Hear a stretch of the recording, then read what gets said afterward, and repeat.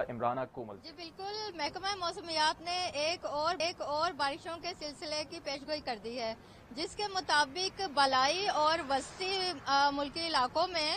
ایک مغربی ہواؤں کا جو کمزور سلسلہ ہے وہ آج رات یا شام کو داخل ہوگا، جس کے بعد ملک کے مختلف علاقوں میں خاص طور پر بالائی اور وسطی علاقوں میں گرج چمک کے ساتھ بارش اور آندھی اور جھکڑ چلنے کا امکان ہے۔ یاد رہے کہ یہ پیش گوئی پچھلے ہفتے بھی کی گئی تھی۔ ہم نے دیکھا کہ بادل آئے، گرجے لیکن برسے نہیں، اور ابھی باران رحمت کی دعا کی جا رہی ہے کہ اللہ تعالیٰ باران رحمت کر دے، کیونکہ شدید گرمی کی وجہ سے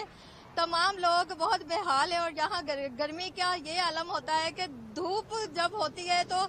جتنے بھی فیلڈ ورکر ہیں، دہاڑی دار مزدور ہیں، باہر لوگ آ رہے ہوتے ہیں، ان کو سائے کی جگہ تلاش کرے، اور یہاں تک کہ جن درختوں نے بھی سایہ دینا ہے ان کے بھی پتے جو ہیں سوکھے نظر آ رہے ہیں۔